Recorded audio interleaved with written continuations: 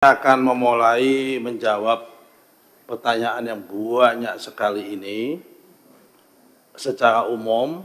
Moga-moga waktunya cukup karena ini dari target jam 2 udah jam 3 lebih. Saya mulai dari apa yang disampaikan oleh saudara Irawan dulu, bukan karena sama-sama Golkar, karena memang pertanyaannya itu substansinya ada di situ. Pertama, saya mohon maaf dulu. Ketika hari Jumat kemarin kami proses pembatalan tidak memberitahukan kepada teman-teman dan pimpinan Komisi 2. Tapi ini masih proses awal. Nanti ada proses selanjutnya, insya Allah akan kami undang teman-teman Komisi 2 dan pimpinan Komisi 2. Mungkin kalau Komisi 4 kemarin waktu meninjau ke sana momentumnya pas kunspek.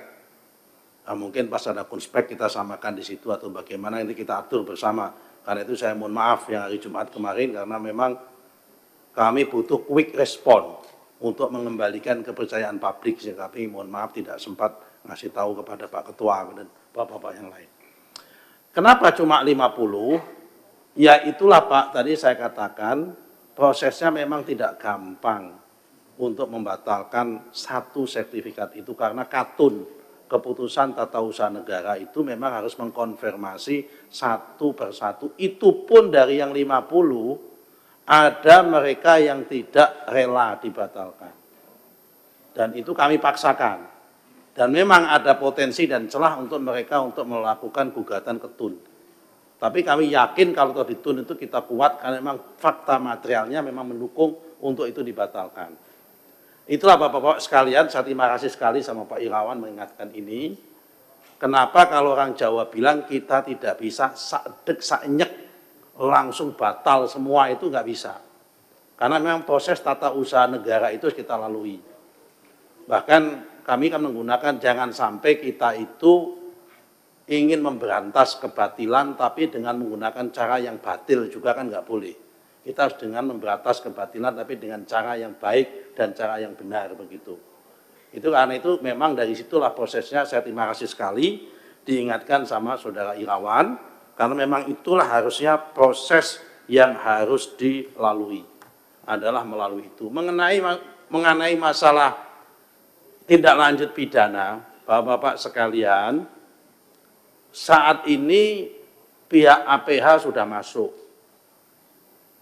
Jadi tanpa kami melakukan proses tindak lanjut ke pidana pun, APH memang sudah melakukan inisiasi di bidang itu. Mulai dari proses pemalsuan dokumen di bawah yang melibatkan Pemda, mulai dari pemalsuan dokumen PBB, dokumen giriknya dan sebagainya, sudah diproses semua oleh APH. Jadi perkara masalah ini, kemudian setelah kami secara administrasi selesai, bola akan lari kepada proses pidananya. Kalau didorong ke sana. Apakah ATR BPN akan mengeluarkan inisiasi itu? Tanpa kita ada inisiasi sudah ada proses. Kita nanti malah double-double kalau melakukan inisiasi-inisiasi lagi. Jadi kira-kira seperti itu yang bisa kami lakukan untuk menjawab apa yang disampaikan oleh concern daripada Pak Deddy Sitorus. Tapi apa pelajaran yang kita ambil dari kasus ini? Kasus Tangerang, kasus Bekasi, kasus Sidoarjo dan sebagainya. Ini menjadikan refleks minimal menjadi 3 hal. Catatan kami yang harus kita benahi dalam waktu singkat ini. Pertama, memang Permen 16 tahun 2022 ini harus dievaluasi. Pelimpahan kewenangan pemberian hak maupun konversi hak tentang HGB badan hukum kepada Kantah itu memang terlalu berat. Sehingga kita mengambil pemikiran memang dalam waktu singkat ini akan kita limpahkan di wilayah Kanwil sama di pusat saja, di kementerian. Untuk yang pemberian hak HGB mulai 0 sampai 5% mungkin ada di badan hukum, mungkin ada di provinsi. Yang setelah 5 hektar itu sampai 25 ke atas kita ambil ke kementerian. Karena memang sangat berat sekali. Tekanan politiknya HGB itu sangat berat.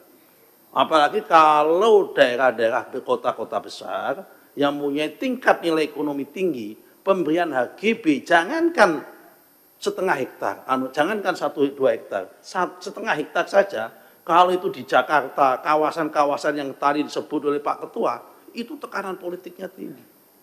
Karena Pak, nilai ekonominya juga tinggi. Dan kadang-kadang memang ada kakantah kita yang kuat menghadapi tekanan, ada juga yang tidak kuat menghadapi tekanan.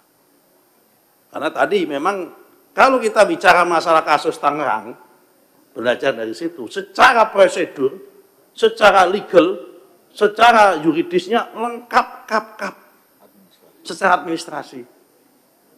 Jadi ada juga mereka membayar PBB juga, ada PBB-nya. Saya nggak tahu juga kenapa laut ada PBB-nya. Jadi ini kalau memang ini melibatkan banyak pihak, ya memang betul melibatkan banyak pihak. Ada sertifikat gizinya, ada dokumen keterangan, ada lengkap. Secara prosedur maupun secara yuridis tidak ada yang dilalui. Kami sudah periksa satu persatu. Karena sebelum membatalkan itu kami memeriksa satu persatu. Hanya ketika kita cek fakta materialnya saja, kenanya di fakta materialnya itu.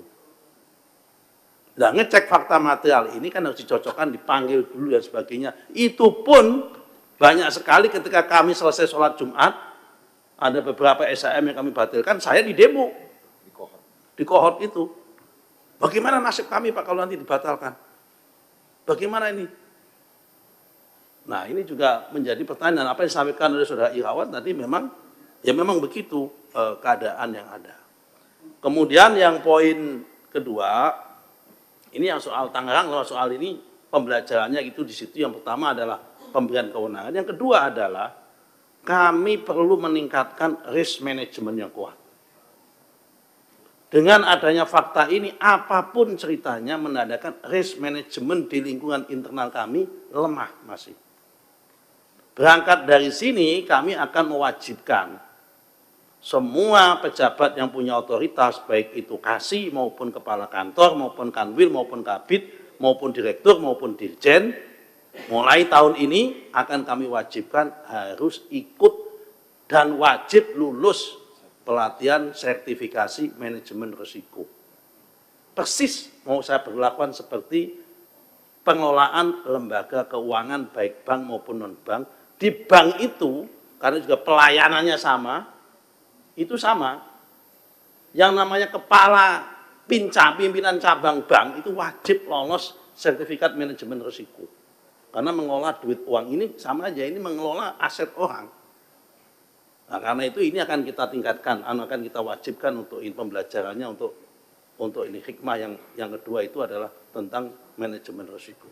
Yang nomor 3, memang APIP kita, ya kan, inspektorat kita memang harus lebih ketat. Kalau tadi ada usulan-usulan seperti perlunya ada penik Hakum di dalam Dirjen Gakum, kemudian perlunya ada peradilan pertanahan untuk percepatan dan sebagainya, itu bagi kami bonus kalau ada itu.